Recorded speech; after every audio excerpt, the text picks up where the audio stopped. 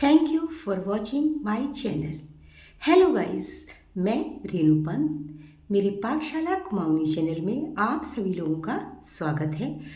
आज मैं आप लोगों से अरहर और धुली हुई उड़द की दाल की रेसिपी शेयर कर रही हूँ।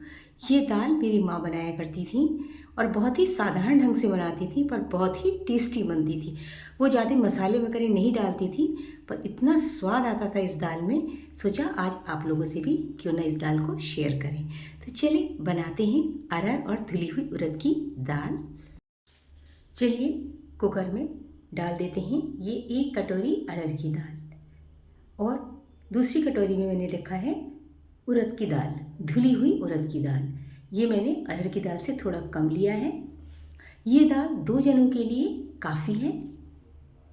अरहर और धुली हुई उड़द की दाल को अच्छी तरीके से साफ़ कर लिया है और अब इसको हम उबाल लेते हैं। जब इसमें पहला उबाल आएगा और इसका जो झाग निकलेगा उसको हम निकाल देंगे। मैं इसका झाग के साथ इसका पानी भी हटा देती हूँ, क्योंकि ये जो पहला झाग होता है ये शरीर को नुकसान पहुँचाता है। इससे कोलेस्ट्रॉल वगैरह की शिकायत हो जाती है। इसलिए ये पहला झाग जो निकलता है और इसका जो पानी होता है मैं इन सबको हटा देती हूँ। मैं कभी भी दाल उबालती हूँ तो मैं दाल का पहला पानी पूरा निकाल के हटा देती हूँ। दाल में दोबारा से साफ़ पानी डाल के तब मैं दाल को पकाती हूँ। ये देखिए कितना मोटा झाग निकला है, शरीर को नुकसान तो पहुँचाएगा ही। अब मैंने दाल में साफ़ पानी डाल दिया है। इसमें मैं तुरई डाल रही हूँ। तुरई बहुत मुलायम है, बीज रहित है। इसमें जब भी दाल में आप डालें तो बीज रहित तुरई ही डालें। जिस तुरई में बीज हो जाते हैं उसको ना डालें, उससे दाल इतनी बढ़िया नहीं बनती है। अब तुरई के बाद मैंने इसमें 1 टमाटर काटा है, उसको भी डाल दिया है। अब इसमें हम डालेंगे हल्दी आधी चम्मच, नमक स्वाद अनुसार है और अब हम इसको उबालने के लिए रख देते हैं। 2-3 सीटी में दाल तैयार हो जाएगी। ये देखिए दाल तैयार हो गई है, कितनी बढ़िया दाल बनी है। ये दाल जब भी बनाएं तो इसको बिल्कुल इसी तरीके से बनाएं। इसके दाने बिल्कुल गल जाने चाहिए, पर इसको बिल्कुल घुटवा नहीं बनाना चाहिए। जिसमें दाल बिल्कुल घुट जाती है वैसी नहीं होनी चाहिए, वरना टेस्ट में फ़र्क आ जाता है। ये देखिए दाल बिल्कुल गल गई है और दाने भी दिखाई दे रहे हैं। दाल ऐसी ही उबली होनी चाहिए। अब इसमें हम चलिए लगा लेते हैं तड़का हींग जीरे का। हींग जीरे के तड़के से इसका स्वाद बढ़ जाएगा। पैन में मैंने घी डाला है और 4 छोटी चम्मच में इसमें जीरा डाल रही हूँ, क्योंकि इसमें मुख्य रूप से जीरा और हींग ही है जिससे इसका स्वाद बढ़ेगा। और अब इसमें हम डाल देंगे थोड़ा सा जखिया और अब डाला है 1/4 चम्मच हींग। ये मिर्च है लाल वाली साबुत मिर्च, इसको मैंने तोड़ लिया है, इसके अंदर के बीज निकाल दिए। अब ये ज़्यादा तीखी नहीं लगेगी। अब इसमें हम डाल देते हैं थोड़ा पानी। जीरा चिटक चुका है, मिर्ची भी उसमें भुन गई हैं। अब ज़्यादा देर करने में क्या होगा कि हमारा तड़का जो है वो जल जाएगा, इसलिए मैंने इसमें पानी डाल दिया है। और अब पानी डाल के हम इसको थोड़ा सा पका लेते हैं, क्योंकि पानी अभी कच्चा है और दाल हमारी पकी हुई है। अब इसमें हम डालेंगे 1 चम्मच कश्मीरी लाल मिर्च, जिससे दाल का कलर बहुत बढ़िया आएगा। चलिए तड़का हमारा तैयार हो गया है। अब हम इसमें डाल देंगे दाल। बहुत ही बढ़िया स्वादिष्ट दाल बनने वाली है। देखिए इस दाल में कुछ भी विशेष नहीं डाला गया है। वैसे हमारे पहाड़ में जब भी खाना बनता है तो बहुत सिंपल बनता है और वही बहुत स्वादिष्ट लगता है। ज़्यादा मसालों की उसमें आवश्यकता नहीं होती है। दाल में तड़का लग गया है, ऊपर से मैंने लगा दिया है हरा धनिया का तड़का। हरा धनिया पड़ जाता है तो दाल का स्वाद बढ़ जाता है। चावल भी मैंने तैयार कर लिए हैं। इस समय सवेरे के 9 बज रहे हैं और मेरा खाना तैयार हो गया, क्योंकि हम लोग नाश्ता वगैरह कुछ नहीं करते, सीधे खाना खाते हैं। ये हमारी बचपन से आदत है और हम पहाड़ी हैं तो हमारे यहाँ और चाहे हमारे ससुराल में सुबह ही खाना बनता है, तो इसमें इसकी भी चिंता नहीं रहती कि कोई जल्दी खाता है कोई देर से खाता है।